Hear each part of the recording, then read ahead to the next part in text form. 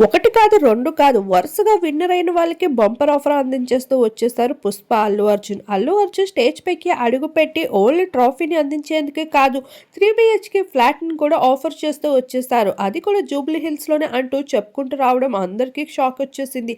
అసలు ఈ విన్నర్ ఎవర్రా బాబు! ఈ సీజన్‌లో లక్కీయెస్ట్ పర్సన్ అన్నట్లుగా కంటెస్టెంట్సే కాదు, ఆడియన్స్ కూడా ఎదురు చూస్తూ వచ్చేసారు. ఇక పుష్ప 2 నుండి అల్లు అర్జున్ అయితే తన సక్సెస్ సెలబ్రేషన్ అంటూ బిగ్ బాస్ స్టేజ్ పైన జరుపుకుంటూ కనిపించేశారు.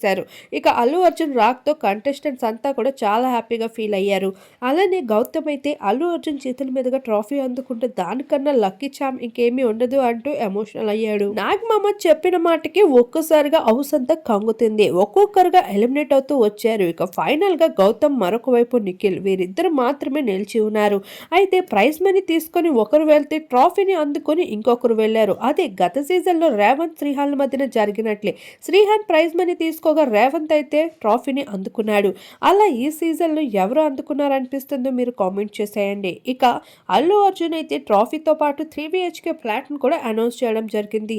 మొత్తానికి ఈ అనౌన్స్‌మెంట్‌తో కంటెస్టెంట్స్ అయితే ఇంకాస్త గట్టిగా ఆడుంటే బాగుండేదిరా బాబు అంటూ విష్ణుప్రియ అయితే తల మొత్తుకుంటూ కనిపించేసింది ఆ సెలబ్రేషన్ మూమెంట్‌లో.